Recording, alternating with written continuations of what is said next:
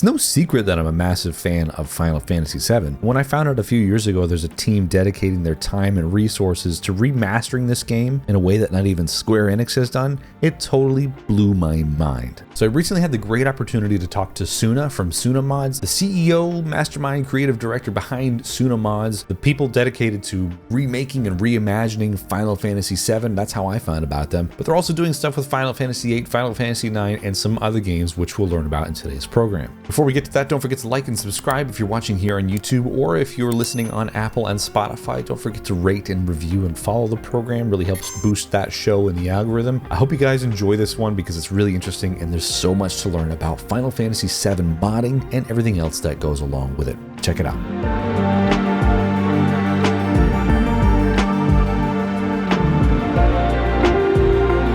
Well, it's great to have you here today. I've been a big fan of your stuff for quite a while, actually. I found out about Tsunamods and all the stuff that you do about 2 years ago. I think it all came to fruition for me knowing when it was like a 60 FPS mod or the reskin mod or some of the cutscene mods. It's really cool. It's really cool what you do, and I can't wait to learn more. So thanks for joining today. How are you going?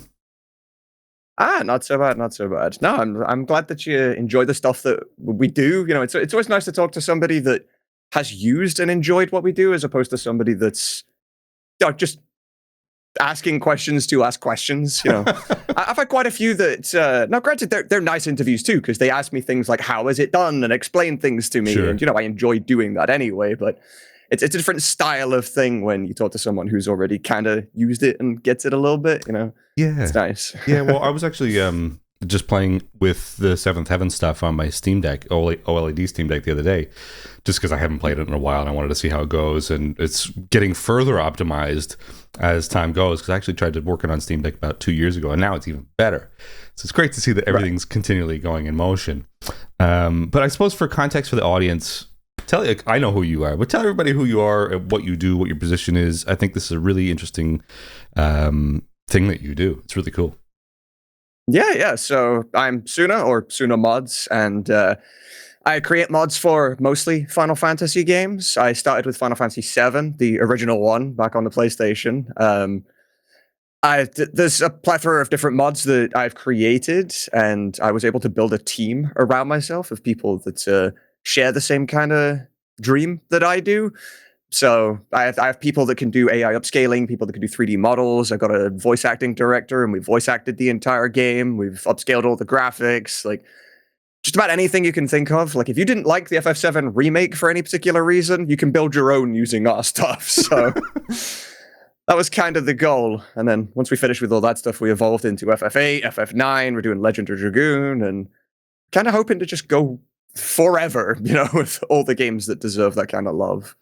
You're hitting the perfect niche of, well, because a lot of people say that the PlayStation 1 JRPG era, or at least of Square, I suppose, is like the golden era of stuff, and you're hitting that niche so well. Like, not that Legend of Dragoon is Square, but like that's part of that golden era for some people. Yeah. So it's really great to see what you're doing, and I'm very excited that you're passionate about it. I as well, a very passionate Final Fantasy VII fan. But I suppose this is probably a redundant question. I always like to ask every guest what their favorite game is and why. I suppose I already know, but I would love to hear your take on it. Okay. So I'm going to guess that you're assuming the answer is Final Fantasy VII. I am. And if I'm wrong, I'm wrong. I would love to know why.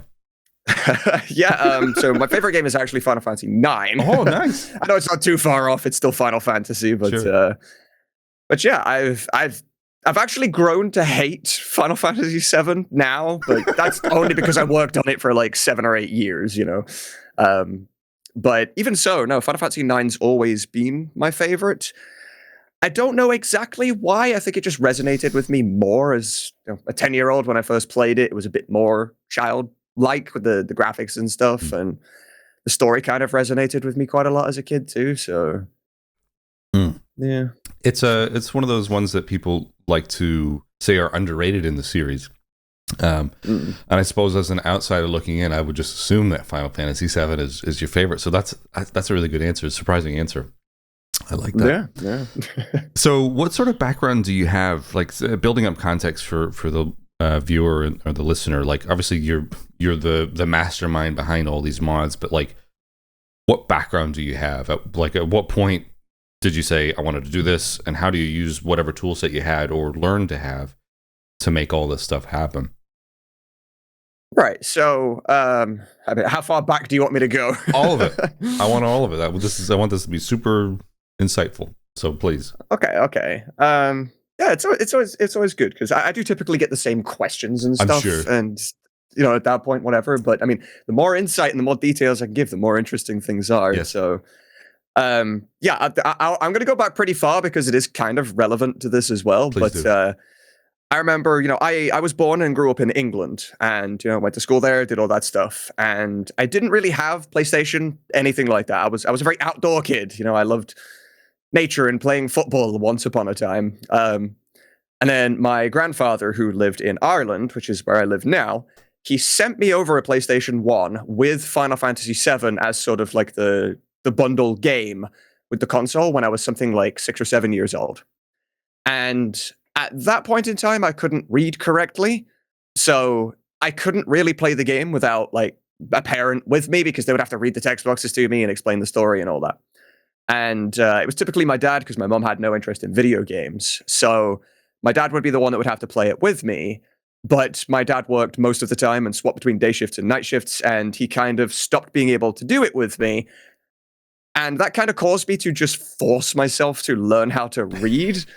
So I do attribute FF7 to actually teaching me how to read because I was just that adamant to play the game as a kid that I was determined to push myself, which actually helped me with my grades and learning and everything in school quite a lot, which was kind of nice. I went through school, did all that stuff, went to college. I have a background in like computer technicians, like fixing computers. I can set up networks and security and all that stuff. I worked in a hospital as the main tech engineer for a while. It was a job I actually really loved, but I feel like it was for all the wrong reasons because I had one of those little ID cards that lets you through all the doors, and it made me feel powerful. Entirely the wrong reason, but still. I get it. But yeah, then when I was like 17 or 18, I moved over to Ireland here because my family is originally from here. And my granddad, who started me on this path, technically, he's very old-fashioned, built my own house. Well, I like to go farming and grow my own flowers and all that stuff. And he didn't like the idea that I was growing up around technology and tried to keep me outside as much as I can and away from computers and all that stuff. And I think it's kind of ironic that my now full-time job has derived from the path that he first put me on, and he hates the fact that happened. It's so funny. I think it's a great story, though. I think it's it speaks to the true power of video games as like a learning tool. Especially if Final Fantasy VII is what taught you how to read. I mean, that's a great story. It's great insight. I mean, I played that game when I was like maybe 4 or 5. I mean, like a lot of other kids probably went to I went to the video store. I saw the iconic cover art, and I was like, "Yep, I'll have that." And that changed the whole trajectory of my life, pretty much as I found it did for most people. I just mentioned you do this as your job. This is your full-time gig doing this, yeah? Yeah. So I can't legally sell the mods or make money from the mods. I am in touch with Square Enix's legal team. They keep an eye on me. Yeah. But what I was able to do was when I started expanding my team and making friends in the area, one of them, Uprisen, he decided one day, he's like, "Hey, Suna, you should just stream what you do on Twitch because why not, right? You get bored of doing what you're doing and you quit after like an hour. So if you streamed it and had people to talk to, maybe it'd make your life a little bit better." And yeah, it popped off, and now streaming is my full-time job. So in turn, creating mods is my full-time job. That's a good roundabout way of doing it. It really is. I want to put a pin in that because what you mentioned there with being in touch with Square. I had wondered since I first saw what you're doing. Like, obviously, a lot of people will argue that what you have done is like the real remake. I mean, obviously, the remakes are something different. But what you're doing is like a real remaster, or really retouching the game in every way. What has Square said to you? Obviously, they're aware of this, but like they're letting you do it. Yeah, so they're not they're not like particularly talkative. Sure. They always kind of talk to me as if a lawyer is going over absolutely everything they ever sent to me. Yes. You know. So it's really not too much, but every time I actually start a new project or have plans to start a new project, I will always get in touch with them first and say, I've got a plan to do this. Are you going to sue me if I do this? Kind of, it's not those words, but you get the idea. They're my intentions. Typically, they'll get back to me and say either, no, you're totally fine, go ahead. Or they'll say, well, it's a bit of a gray area, so we'll say yes, but I can't promise, like if you screenshot this message and come back to me in the future, like I'm not promising anything. Because it's one guy that I talk to, but he doesn't represent like every decision that Square could possibly make against me. So he's like, I don't mind talking to you and having that communication, but just don't throw me under the bus if something does happen. If somebody above me decides to change their mind, Fair enough. That's interesting. I suppose a lot of people would assume that Square would just say, "No, see ya." You'd think so, yeah. But no, surprisingly enough, I don't have the numbers, but I know for a fact that what we do sells their games. I would agree with that. So many people have come directly to me and said that they only bought and played Final Fantasy VII because we voice acted it. And these are people that typically would be the younger side. They're a lot less likely to play the older games because the graphics and stuff and no voice acting. It's just outside of their typical wheelhouse of what they're used to with gaming. But they know that it's such a good game, and then they play Remake, and they're like, oh, this is a remake of an original game. I should play that original game. But that original game's like, So they download all of our mods, and then they play it. So we make Square money. Yeah, well, no, that makes sense. I mean, as fans of the developers and fans of Final Fantasy VII, like everything you want to do eventually is going to funnel back to the original medium. And I think that's great that Square are kind of like from the shadows. I don't know if they necessarily support you, but they're like, give you the thumbs up because they know at the end of the day it's good to go towards them. So that's great. So you mentioned that through the process of playing these games, I mean, you fell in love with them. At what point were you like, I don't like the way that Final Fantasy VII looks, I'm going to change it? I mean, that's a very broad question, I'm sure, and I'm sure it took a lot of time to put into rebuilding Final Fantasy VII in its entirety. But like, walk me through the first steps of doing this whole process. Okay, so interestingly enough, it was kind of an accident. At first, I was simply just browsing the internet looking for mods to use. Modding in general was still brand new to me. Like, I started playing Skyrim, I found out about mods for Skyrim, and then I was like, I wonder what mods exist for other games that I enjoy. So I searched up Final Fantasy VII, and I came across this forum called Modders Haven. And that forum is not typically supposed to appear in the Google list. It's like a private team of modders that stayed out of the public eye because they were worried about Square Enix, because they were replacing all the 3D models in the game with ripped models from other games, which, is a legally gray area. When I found them, they had recently gone through a bit of controversy where two of their team members had stole all the stuff they'd done and leaked it to the public, which they were concerned about. And because I just happened to turn up about that same time, they thought that I was just one of them on another profile. So they kind of kept me at arm's length and I don't know, they kept talking to me every now and then, just reaching out to me because I guess they were trying to get information on me. And in one way or another, I just kind of ended up liking what they were doing and just kind of joined them. They taught me how to replace the models, and it quickly became a hobby of mine, like something I really enjoyed doing. And it got to a point eventually where they did say, if you're going to be a member of the team, you can't share anything that we do because it's legally problematic and all that stuff. I was like, we're all going to spend hundreds and hundreds of hours modding this game so that the 7 of us can play it. Like, I don't like the idea of that. So that was when I kind of left the team and built Suna Mods. So that's probably a future question that I've kind of ruined there. But no, that's fine. Yeah, like I never really had the thought of I don't like the way the game looks, therefore I'm going to try and make it better. It was just I found something that I found interesting and just fell into it and started doing it more and more, just expanding my knowledge database, I personally never thought that there was anything visually wrong with Final Fantasy VII. And it's funny because when you look at how it looks now, especially I play with the Nino style, the chibi mods. Like that's how the game looked to me when I was a kid, and it's so funny because like I'm like, yeah, this looks great, but I suppose it's one of those games that visually hasn't aged well. So what you're doing, I suppose, is giving the game a lot of modern playability for people who like to look at something pretty. Fair, yeah. So you obviously started with Final Fantasy VII, yeah? That was the first thing you did. Cool. Mm-hmm. How did you begin experimenting with like porting assets into this game? Like how do you pull apart? This is again a very broad question.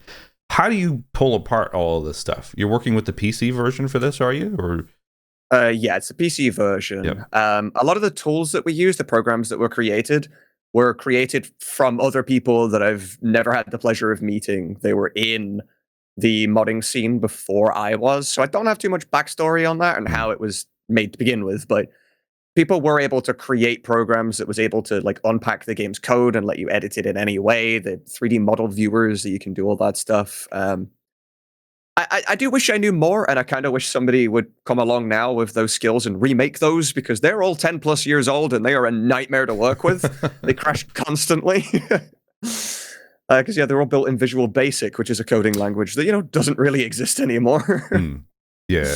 Well, I suppose you have some bad. sort of visual representation, like some sort of so you'll click on a program like FF7 mod creator.exe and it'll open up, and then you have this GUI that you can use to shift around stuff. Okay, that makes sense. Because I was wondering like how. I mean, game development and all that coding stuff is like that's a way above my pay grade. So I was wondering how you do that. Fair. So timeline wise, like what year was it when you first like started to you had Suna Mods and you started to put things out there? Like what's our timeline? I'd say it's somewhere around maybe 2016, 2017, that sort of. Because I would have started modding maybe a year or two prior to that, but just privately and learning just as an individual. And then once I decided I didn't want to work with Modders Haven anymore, that was when Suna Mods was created. Yeah. So I'd say about maybe 2016, 2017 sort of time. The first thing you did was it was just purely graphical. That's all it was. Was it just character models? Yeah, just the character models. Yeah. How do you? And this is what I was wondering, because when I was playing this on my Steam Deck, I suppose before it was like officially like usable. Occasionally, every now and again, things would crash, but that's part of the experience, I suppose. Just tweaking mods and seeing which ones will work together. And it comes up with a warning. It says you can't use these two things together, so we've disabled this one. How do you test this stuff and debug this stuff so that way it's usable for people? That's a very broad question to get.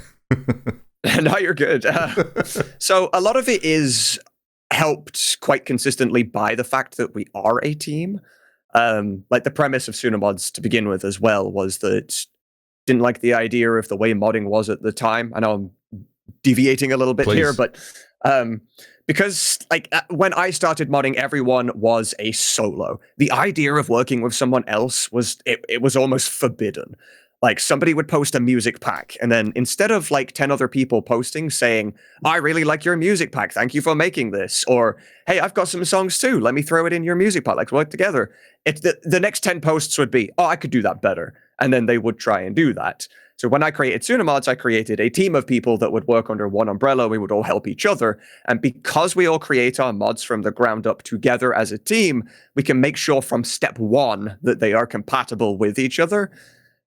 And that assists with that quite a lot. There's also the fact that our team is also the people that create and maintain FFNX, which is the driver that allows modding to even happen, and Seventh Heaven, the mod manager that runs the mods. Because we have access and mostly control over all of that, we're able to make sure that all of our stuff works together like pretty well, and we have people dedicated to testing that kind of stuff too. Okay. So Seventh Heaven is Suna Mods, yeah? Yes, It wasn't created by us, but we inherited it after previous people decided to retire from modding and stuff. So, yeah, because I was wondering if it just incorporates just the Suna Mod stuff, because I know this for those who don't know, Seventh Heaven is kind of like the driver behind everything, and it's also the marketplace where you download free stuff and assets for the game that incorporates stuff from other people as well. So I don't know if like some stuff had been grandfathered in, or this is just people get in touch with you because Tsunamods and Seventh Heaven is pretty much the way to go for Final Fantasy VII modding, as far as I'm aware. So people just allow other assets to be downloaded there, I guess. We run the catalog too. So the catalog being the thing that actually, the list, when you click on the catalog list, Yes. and it gives you all the mods that you could choose to download. We run that as well. So when a new modder does turn up and they say, hey, I've got a mod, they would get in touch with us, and then we can test their mod for viruses, anything that may be bad for the consumer. And then we upload it, we code it to be in there, and any mod that's on the catalog, is safe because we have to safety check it before it can get there to be downloadable in the first place. So. Oh yeah, that was my other question, is like how do people get in touch with you? I suppose it's just all through finding out that you exist, and then they're like-minded. Hey, I do this, want to be able to jump on. So that's exactly. Great. It seems very accessible. So you first started with like character models, but the thing that I think really again brought Tsunamods to my attention was like some of the FPS mods for the cutscenes. Widescreen support, 60 FPS battles. Like I remember watching your video a couple of years ago, and I was like, oh my god, like didn't the original game run like this? And then I found out battles were like 15 frames or something like that originally. Yeah. It was really bad. So like describe the process of like building from character models to I suppose like bigger undertakings like the cutscene mods, 60 FPS battles in world environments. Like describe to me the process of building all of that. Right. Yeah. So I don't have quite as much information as people might assume on this because, again, Tsunamods is a team of people. Mm-hmm. I'm not directly involved in every aspect of everything.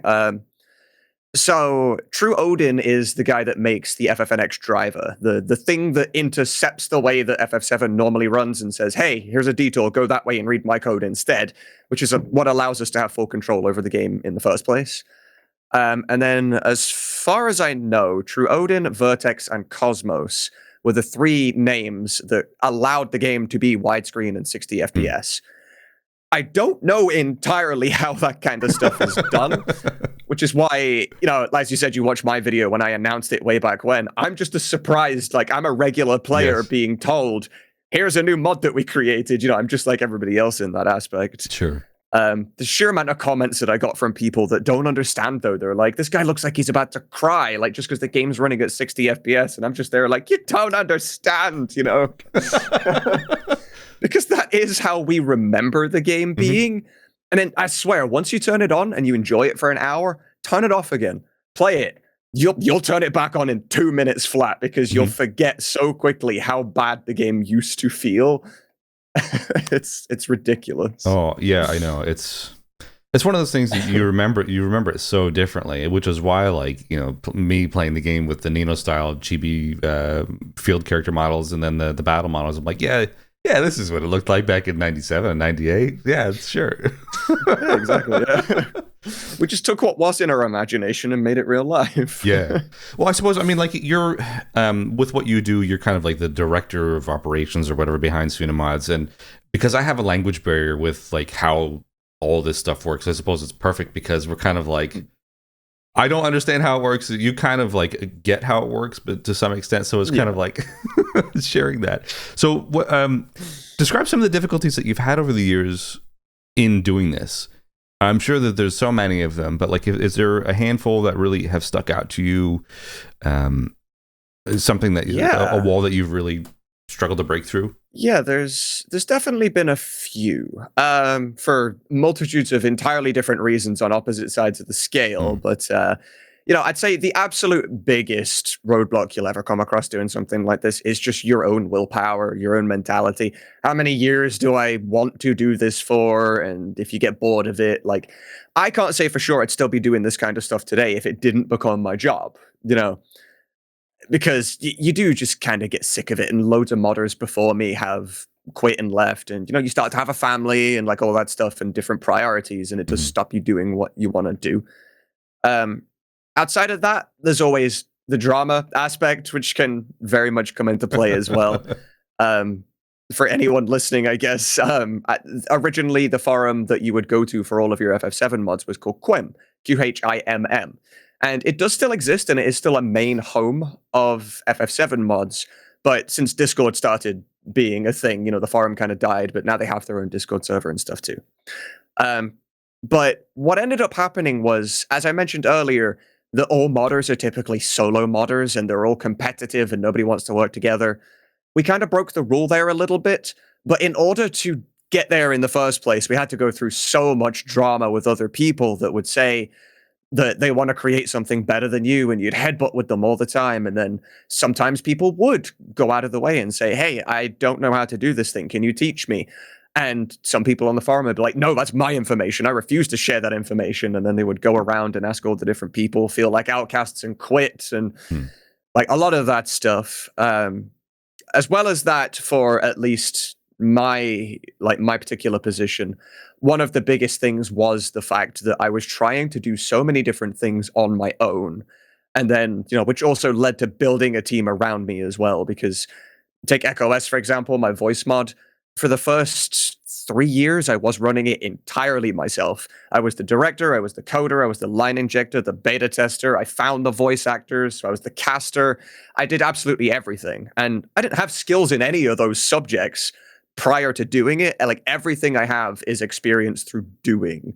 And not really, you couldn't even research because nobody would share how to do anything because knowledge was sacred.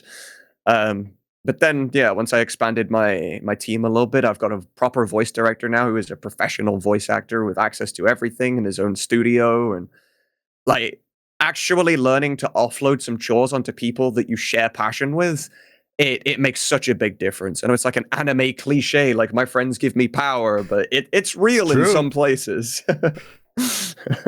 Yeah, a part of the process is realizing that you can't do it all yourself, and that's a very hard thing to realize. I know from my own experiences, like you think you can do it all, and you don't want to be a bother to anybody. It's maybe not necessarily a pride thing. Maybe it is for some people, but it's just like when it. I suppose you're probably also a control freak too, like I am. I know if you have to learn to trust other people with your thing, and Tsunamods is essentially your thing. And I suppose that's the point of difference between you and other modders. Maybe some people who are just working behind closed doors. But the irony is that I think that Tsunamod, when I think Final Fantasy VII modding, I think Tsunamods. So because you have this open door policy, you're very transparent. It's kind of like built this whole community. I mean, you've got an active Discord community. I mean, like I'm watching your YouTube stuff. You've got a lot of subscribers there and a lot of views over there. Like it seems that every time you post something about what you're doing in that scene, there's just a great sense of community behind it. And I love that you have a team as well that are just working to support everybody for the better of enjoying Final Fantasy VII. Yeah, I couldn't have done any of this stuff without them. Yeah, I'm sure. Not even close. So Final Fantasy VII isn't the only thing that you do. Of course, it's not the only game that you touch. At what point did you say, I think we've kind of done enough with Final Fantasy VII? Of course, it's never enough. There's always stuff happening. But at what point were you like, we're gonna branch into Final Fantasy VIII or Final Fantasy IX? Like, on your site, you actually mentioned that you don't have as much experience with those games. Has that changed since then? That's definitely changed a lot now. Yes, when the website was created and the bios were made, it was even before we released Echo S7. Actually, oh wow. I have I don't understand the first thing about how the website works, how to create a website or anything. Again, having a team, it's a beautiful thing. So at some point, I probably should get onto my website guy and say like, hey, we should probably update some of these things. But we're also going through a bit of a rebrand right now, so the website will be going through that phase anyway. Rebrand in the sense of, we're not changing name or anything, sure. But for anyone who knows what our logo looks like, it's a diamond with 10 other smaller diamonds inside it. And each of those diamonds have unique images in them. And each of those diamonds represent the 10 members of Tsunamods that started the team in the first place. Since then, we've grown a lot, so we need more diamonds. But fitting them in the logo currently is impossible, so we're having to rebrand the entire thing to make that work. So, yeah, deciding whether to work on different games and when that happened, it was more so just that the ability to do it became possible. The moment that our True Odin, the guy that made FFNX for FF7, that same driver also works for Final Fantasy VIII, because the two games are coded in a reasonably similar manner. They're in the same game engine. So we were able to get the same thing to work for both games, which meant FF8 could now be voiceable. And our voice director, Crane, his favorite game of all time is Final Fantasy VIII. So he kind of made a deal with me at one point. He was like, all right, you're going to bring me in, and I'm going to do FF7 with you under the condition that we do FF8 afterwards. And I was like, that's fine, but I hate FF8 personally. And if you're going to make me work on FF8, we're doing FF9 afterwards. And he was like, all right, let's do it. Whatever. The classic Squall line. Exactly. So I'm personally very hands-off with FF8. I am the lead developer of the Final Fantasy IX projects, and Crane is the lead developer of the Final Fantasy VIII projects. We have a project for Legend of Dragoon going on, which is led by somebody else in our team. I feel like it's important information because I have had quite a few YouTube comments on like our Legend of Dragoon trailer, and they're saying, your mods are going to take all these extra years because you're taking on too many. And we keep having to try and explain to people, it's like, see the guys that work on FF8, not the same guys that work on FF9, and not the same guys that work on LOD. We're just like Square Enix, Business Division 1, 2, and 3, separate teams. It just means you're getting 3 mods instead of 1, Well, again, that's the importance of having a team. And I suppose now you've built a team with people that you trust and are very capable. Somebody even managing Final Fantasy VIII themselves. This is somebody that you trust to work under the Suna Mods banner. And I think that's a really wonderful thing, because there are a lot of fans of Final Fantasy VIII out there. Maybe they're maybe not so much on the inside. But Final Fantasy IX is another one as well. Like I was just checking out your voice mod trailer for that. That's very exciting. At what point did you decide, what, I want these games to be voiced? I'm sure that's just part of the process and making a full, complete experience. But you mentioned you kind of spearheaded the voice acting stuff all by yourself. Describe to me the process of like, okay, I want to do this. How do I reach out to other people? Is it just like a matter of like putting a call out on Twitter or something?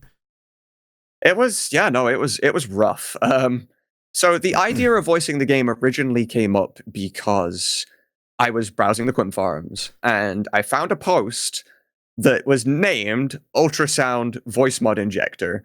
And I thought for some reason that it was a voice mod. So I downloaded it. It didn't do anything. And then when I commented on that thread and said, I'm not hearing any voice acting, like what's happening? The guy that made it replied to me and said, it's not a voice mod. It's a program that allows you to mod voices into the game. And I was like, this exists and nobody's done this before. They were like, yeah. And I was like, okay, I'm going to get on that. So again, I fell into that a little bit by accident. And then from that point, it was mostly just internet communication. I would put out a tweet. I'd make a YouTube video. I'd talk to my friends about it. There was a website called Casting Call Club, and I created a post on there that was like, here's an open casting. Everything's unpaid. We're looking for voice actors to do this, this, and this. And I found like-minded people. And I originally started my, we have our Tsunamods Discord now, but originally it was like a private Skype group of like 16 people. And, they were the main cast, myself and like one other person. And it took us so long to get anywhere. Like it took me maybe a year just to get up to Airbuster done originally. Because at that point, I still had to actually learn how to do what I was doing. Like if I started it now, it'd probably take me a year to finish the whole game. But at the time, actors kept quitting because they didn't quite realize how big of a job that is. It's like, oh, I'd love to play Cloud. It's huge. Great. You sound great as Cloud. Here's 9,000 lines. And they're like, yeah, I didn't think it had that many. I went through that quite a few times. So it's kind of, it's insane on its own that our voice director, Crane, is the voice of both Cloud and Barrett. So when I say to him, here's 9,000 lines. Oh, by the way, you play Barrett too. Here's another 4,000. And he was just like, sure. It's like, okay, you're a special type of person, Now, let me ask you, because I suppose you started doing the voice acting stuff, you might be able to answer this. And I'm interested as like a audio engineer, producer, and stuff like that. How do you account for people's microphone qualities? How do you mix it? Do you do any post-production on any of this stuff for people to kind of like even it out? Because I'm sure there are some people who really want to do this, but it's like they might not have the right gear, I suppose, just to kind of make it plain English for the people listening. How do you account for that? Yeah, we do quite a lot of editing to absolutely everybody afterwards, because the ideal situation for a voice mod like this is that everybody sounds like they recorded on the same microphone in the same room. And FF7 suffers from this a lot. For people that have played FF7 or people that are listening to this deciding, hey, maybe I'll play EchoS for FF7, I refer to it at this point as like baby's first project. We are already embarrassed by it, and we are going to remaster it after we've finished FF8 and FF9. Because a lot of the NPCs are just my community. I was already a Twitch streamer and already had a following on YouTube and Twitter and stuff, so whenever people found out we were doing a voice mod and they were asking about the NPCs, I was like, that's a lot of work, but sure, why don't you guys be the NPCs? We'll build this mod as a community. I'll get professionals for the main cast and the minor cast, which I was lucky enough to be able to pull off. And the NPCs are all voiced by people that did not have good microphones and had never acted before. But because we had a director and all of us sort of learned how to act around him, it's just influence from being around someone that can do it, we were able to teach the people that do NPCs and stuff. And that microphone discrepancy, we had to try and edit quite a lot to make everyone sound good. It still, admittedly, does not sound all that good with a lot of the NPCs. And one of the things we had to use to sort of mask that is we would put all of the bad microphoned NPCs in an area that would have a lot of reverb, naturally. So kind of like Fort Condor, it's a cave. So it's like, oh, you're in a cave, you're going to sound echoey. If you've got a bad mic, we're putting you in there, we're adding reverb, and it'll kind of mask the fact that your mic sounds awful. I love it. Yeah, my first thing was notice it when you play it now. Oh my goodness, yeah, I'll have to check that out, because the first thing I was thinking, like, somebody's just recording on voice memos, you got to give them like 80% verb. Like, that's the only way that you'll be able to make it. It's just funny to me. Man, I love that. I think that's so cool, and I love that people in the community can get involved in that. And just be a part of that. This is kind of going away from my question list, but describe how you've used and what benefit AI has had. And the reason why I'm thinking of that is because I've dabbled with Adobe Enhance, because sometimes like people send me recordings and they are less than ideal. They're 10 feet away from the mic. There's nothing you can do to fix that. So running it through AI and then blending with the source actually makes it a lot usable. So describe, like you mentioned AI, I think initially, like with some of the scaling and stuff. What benefit has that had on what you do? So in the voice acting side of things, absolutely nothing. Yes, all our voices are by human beings for the audience. Sure. I get asked that a stupid amount of times because people assume, that something like that would be so difficult to do. There's no way you got people to do. Yes, we're those crazy people. we did that. We used AI to, enhance and upscale all of the original backgrounds, the fields for FF7 that you walk around on, as well as like the magic textures, the battles, scenarios, all of that stuff. And then AI was also used to widen all of the original 4:3 screens, because some of them were 16:9 to begin with, even though that aspect ratio didn't exist, because you can walk side to side and the camera would pan over with you. So they were already done, but a lot of them weren't. So we used, I think there was a program, a website called DALI that we used that would create the 16:9 sides of the 4:3 image. But there was still a lot of manual human tweaking to do that kind of stuff. That's actually about it, actually. That's kind of all we've done. Like when it comes to editing audio files, it's totally normal. Textures and stuff, totally normal. Yeah, it's just the upscales. It's interesting because I think the AI work that has been done, and like obviously, it's okay, but you have to fill in the gaps. You can't 100% AI. And I think a lot of people assume, oh yeah, he's just AIs do it. It's like people don't understand. There has to be a lot of manual touch-up to make it work. Let alone the fact, our guy that created the upscales, his name's Satsuki, he trained his own AI for years. That's crazy. He had to teach it like a child what wood looked like, what a tree looked like, what concrete looked like. Everything that you look around, everything that you see, he had to teach the AI what it was. So when he fed it an image that had 256 by 256 pixels, it kind of knew what it was looking at, and when it upscaled it, it didn't turn a tree into a vending machine. You know? Yeah. That's a long process. No, it looks really good. I'm still blown away by the visual fidelity of everything that Tsunamods has put out, or at least has under their banner for 7th Heaven. It's amazing. And it's funny because I find that some of the stuff that, like, for example, you guys are doing is better than some other developers are doing. Like, I know a lot of people were hit and miss on like the Chrono Cross Radical Dreamers thing, and that was arguably kind of like a not a great AI upscale that ended up looking like watercolory in a bad way.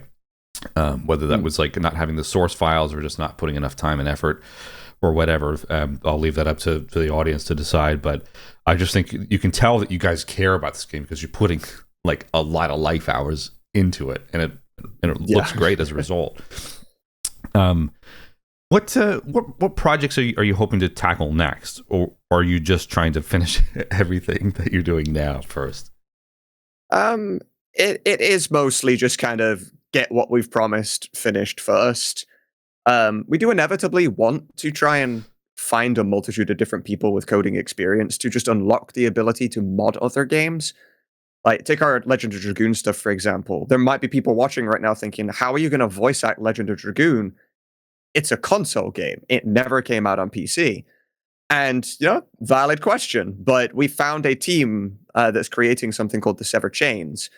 And what that is they've legally found a way to port it to PC, but you do have to own the original disc so that you can actually play it.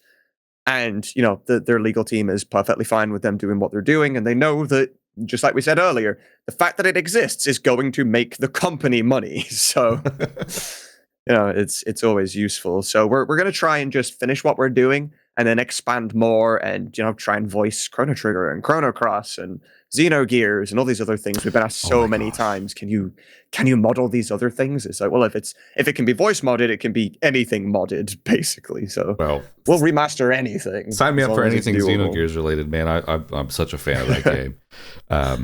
I think it's Legend of Dragoon. Are you personally a fan of that game, or are you just kind of like in the camp where it never really landed? I've never actually played it, so I'm not involved in that team either. I'll help where I'm needed because I have knowledge to do things. But I actually plan to do my first ever playthrough of Legend of Dragoon with EchoS when it's finished on my stream.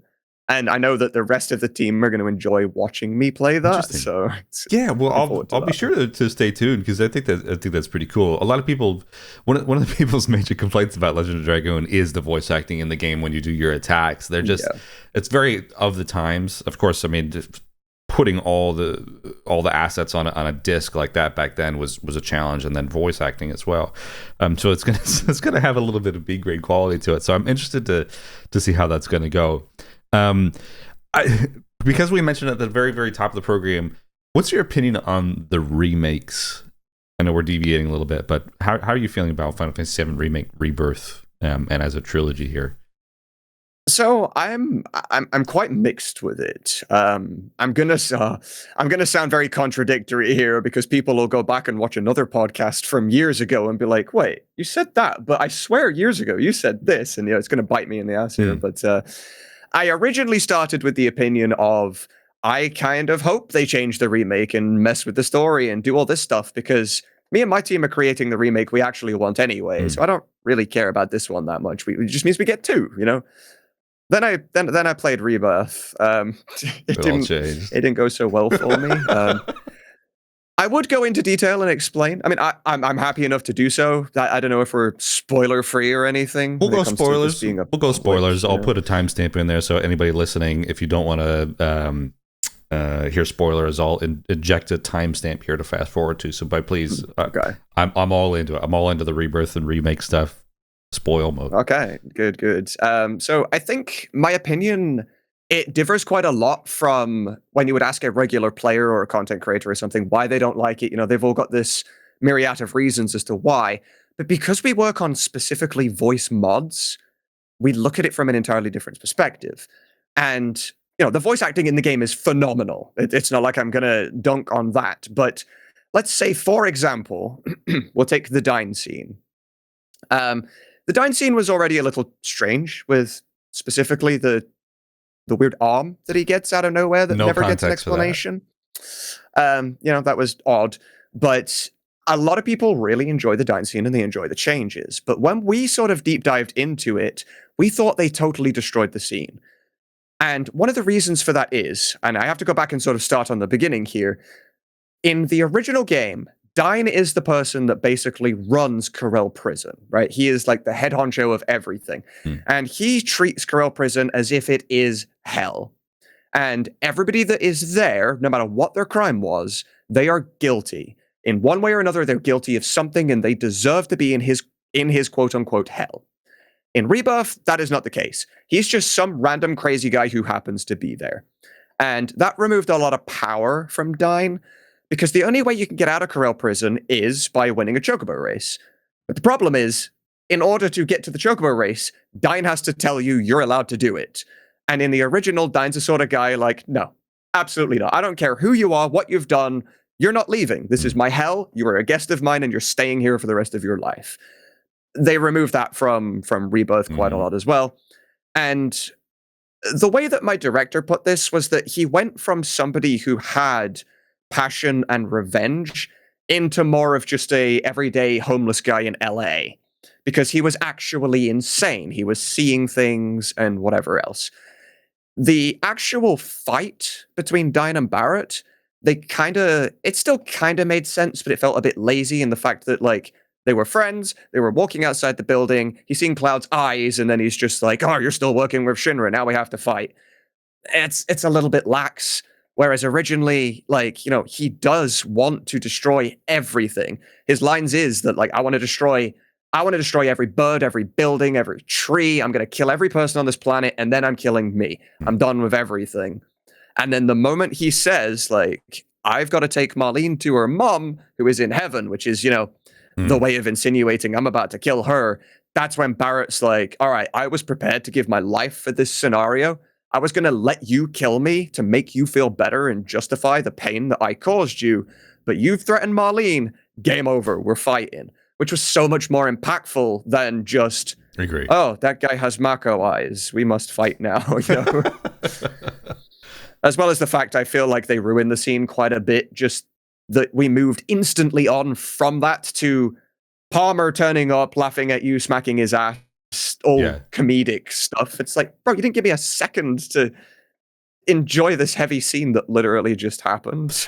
Yeah, I agree. Do you feel like Square took too many? Do you think they played it safe with a lot of stuff like that because they didn't want to insinuate Dine is going to do this to a child? Potentially. There's a few reasons I can think of. It is either, changing of the times. We have to rewrite the story to be more modern in 2024. At the same time, as far as I know, a lot of the people that work on Remake are newer members that joined Square Enix as fans of the original FF7. And there is always the chance that the people that grew up with FF7 that became members of Square to work on the remake didn't fully pick up on the story to begin with, because, it was quite badly translated. Yes. Not everybody looked into the story as much as we did. We're kind of a special use case scenario. We had to voice act the game with no facial expressions, no proper animation, so we had to really deep dive to figure out every aspect of it so we could put that in our voice acting performance to help you understand the story better. So we probably picked up on a lot of things that other people didn't. So it could just be that they didn't understand it properly. I know that sounds stupid coming from a fan of the game talking about Square Enix. They don't understand their own game, but, No, I agree. You just never know, you know? There's a certain point of, like, looking critically into something because you enjoy something so much. So it can actually seem like you're being harsh on the original game or the new interpretation, but it's only because you're such a fan of that version. And a lot of people assume, maybe they're just changing things for the sake of changing things. Who knows? Is there any other points in for example, Rebirth that you felt just didn't add up? I mean, the Dine scene was one that a lot of people talked about. There's a couple more. Nibelheim, I thought was a little interesting. Not the flashback, but just present times Nibelheim. Yeah. This is a very short one, so it's just that I found it weird that instead of, you walking into your house and talking to the lady that's in there and be like, "Hey, I lived in this house till I was 16. This was my town. Like, can you explain what happened?" And everyone in the town's just like, "It's not nice to lie." And there's this big mystery surrounding Yeah. everything, and you have to work out that this town is Shinra propaganda now. Whereas in the original, you turn up, talk to one guy, and he's just like, "Oh yeah, we rebuilt the village. It's Shinra owned now, and we're like an outdoor hospital. We're a town hospital." Mm. I thought that was a little weird. It's a lot less on the scale than anything else, but that was kind of strange. And then there's Red 13. It doesn't work with me at all. I was open to the idea of Red's voice change. Yes. I was okay with the idea of it. When he first spoke, when you get to the bridge and he runs off and he's like, "Grandpa," or whatever, like, "I'm home," I was like, "Oh, that's a really cool idea. I really like that idea." The problem that we have from our like voice acting directive is that the voice does not sound like it came from the same person. Now, granted, it did, but he's just really, really talented. So, not everybody can do that. The voice that Red puts on compared to his real voice are so vastly different that they don't sound like it could have been the same person. I think that would have been better. It's different if his normal voice was like the way I sound right now, and then when he got home and he went on to his child voice, he sounded a bit more like this. You can sort of tell it comes from the same person. That makes more sense. As well as that, his entire personality changed based around it. I'm okay with a bit of a personality change. Like, I was trying to act tough, and now you get to know the real me. I'm okay with that. But his battle lines and stuff would go from, like, just really cool sort of when he hits someone. Yeah. And when he gets hit, it'd be like, "Oh, you think that hurts?" kind of whatever. But then when he becomes his new self, he could fall 10 feet and go, "Owie!" And it's like, bro, why have you done this? You went from this cool ass character, and now you're just Sora. Like, what have you done? Yeah, I know. It's so funny. It's so true. It doesn't fit. Yeah, a lot of people will be surprised by that, because I think this is one thing that, going back to Tsunamods, for example, you can interpret better because the original English translation did not account for the fact that Red 13 was actually trying to hide like split personalities. That's something that people didn't really pick up until now. And you have to do that through voice acting. And I get it, and I'm sure you get it as a fan, like a massive fan of the game.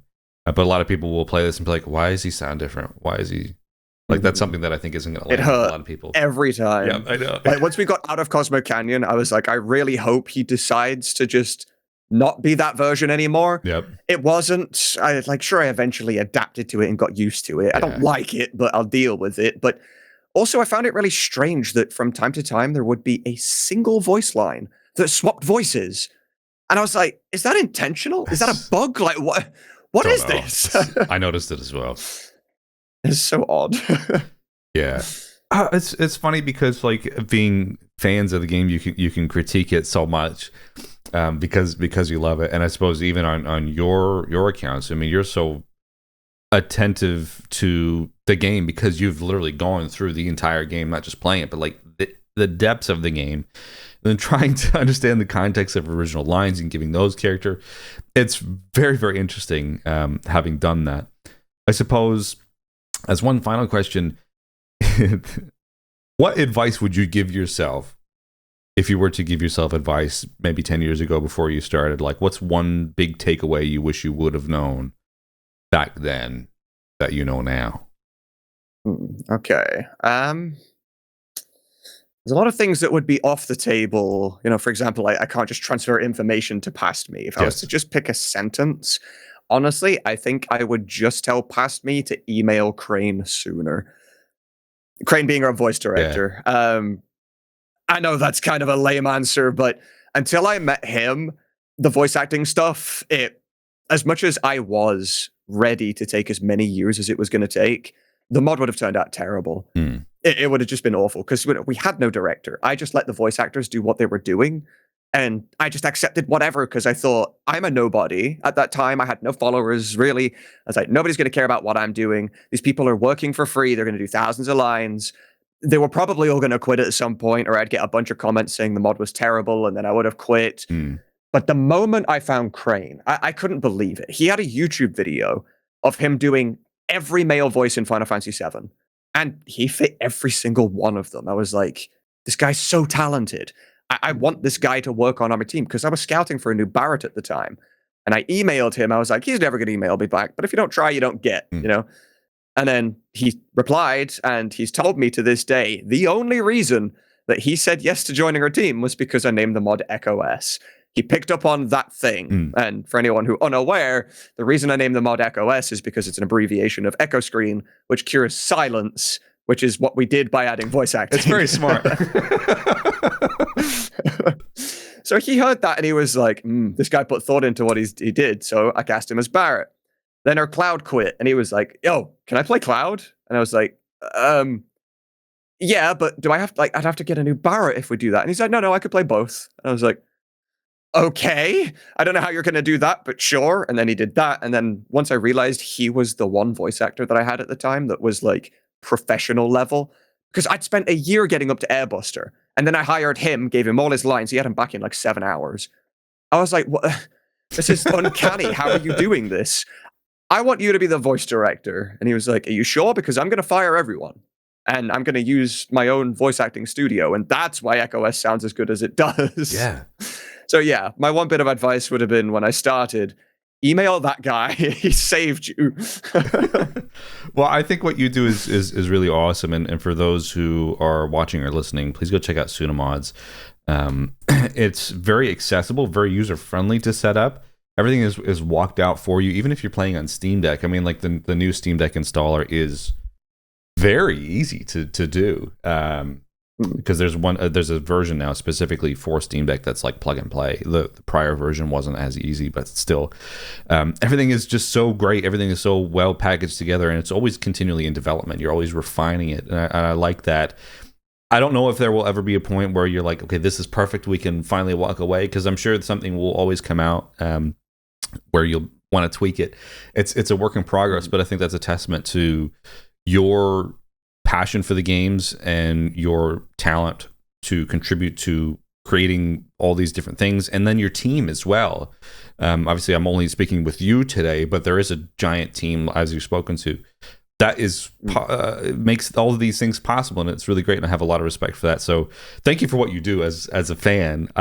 You've like reinvigorated my love for Final Fantasy VII, because I don't have to go back and play the buggy looking PC version. I can play like a new, like reimagined version that I always thought looked better than anything Square put out. Like, I know you're porting some of the like the Ever Crisis character models into the game, but like I think what you're doing looks better than what Square has done personally. I think a lot of people find interesting as well is that, you know, if you do use Echo S, which is the voice acting mod, even if you don't want the voice acting, right, you can mute the voices and just have it on for the sake of the fact that it uses a full Japanese retranslation. So that the story makes more sense to you, because the original was awful. Yep. So it definitely has that. A lot of people don't really consider. They're like, oh, I'd like the translation, but I don't like the voices. It's like, yeah, you can turn them off. So it's not insulting to us if you download the mod for the purpose of just the translation, or even just the music pack that's involved. Because that was another thing we did, which a lot of people don't really pick up on too much. You know, Echo S has a feature in it called auto text, which allows you to play it without pressing confirm to close a text box every time it finishes talking. It will close itself, which is super nice. And when that feature started existing, we found ourselves a musician who recreated the entire soundtrack, timed perfectly to the scenes, because with the voice lines being injected and the text boxes closing themselves, in areas where you don't have control of Cloud, we knew exactly how long it took to get from point A to point B. Take, for example, when you get to the Northern Cave, and I think it's in the Northern Cave, it could be the live stream segment, but whenever Cloud reveals himself with takes the soldier helmet off, and he goes through the Mako reactor stuff, and then Sephiroth stabs him on the bridge, we specifically make the music ramp up as the sword goes through him. He lifts him, and it's, you know, like da da da da da, and then he throws him off the side, and it's like, it's so beautiful because of that timing. Another really good one is Erek's death scene, in that, you know, the music was always kind of timed with the do do do as the materia hits the ground and then stays on beat. But then as the battle swirl happens for the Genova fight, that's when all the violins and everything start kicking up and the orchestra goes in. So the timed music really empowers the scene, and it's something that I feel like goes unnoticed quite a lot. Well, yeah, this is the thing, is like you are enhancing the game in a way that, well, I suppose couldn't be done or hadn't even been thought to have done. I just think that's so cool. And one thing that I think is really underrated is the Cosmo Memory mod. Is that the one that does all the sound effects and That's all? so good. Yeah, it replaces all the sounds in the game. It adds footsteps that change depending on what terrain you're walking on. Environmental noises, like it's like ambient noises. Oh my god! Honestly, like once you've played Cosmo Memory and maybe Echo S combined, you never go back. The moment you turn them off again, you're like, "Wow, this game was silent. It's dead quiet. It's so eerily quiet. It's so weird." Yeah, it makes the whole world feel alive in a really great way. And I feel I would be confident to say, and I'm not just saying this to blow smoke because you're on the program today, but I think that this is the definitive way to play the original Final Fantasy VII. Because as we all know, the remake is just something else. But this, if people are going to play Final Fantasy VII, go download Seventh Heaven, get the Steam game, get it going. It's fantastic. Yeah. It's so good. And everything's free. Yep. Which is even better. It's all free. But if you want to support, go check out Suna Mods on Twitch and go get the tier 3 sub over there. Yeah, come keep me company while I'm working. The more company I have, the quicker my mods get created. So, Yeah. And maybe you could be a voice in our projects. Who knows? You just need a good mic. You don't need to be able to act. We can teach you how to act. Hey. We can't teach you how to good microphone. So that's so very true. Well, I might throw my hat in the ring at some stage for any voice acting. I've always wanted to get into that. And if you ever tackle Xenogears, like I said, I'll do it. I don't know if I could do Faye. For sure. Well, thank you again. That's really great to chat with you today. Hopefully people get a lot of insight into what you do and go check out the game and your stuff. I think it's great. Yeah, for sure. Thanks so much for watching and listening to this interview. I hope you found this very interesting. I'm a massive fan of Suna Mods, and I've been playing their stuff for almost 2 years now with the reimaginings of Final Fantasy VII. It's really great on my Steam Deck. I love playing that portably, and it's a true testament to the love and respect they have for this fantastic game, Final Fantasy VII, and of course, all the other projects they're working on as well. So again, if you're watching here on YouTube, don't forget to like and subscribe, comment down below. Let me know your thoughts on this interview. There's some great stuff to learn today. And if you're listening on Spotify and Apple, don't forget to rate and review the show and follow along. Thanks for watching and listening. See you again next time.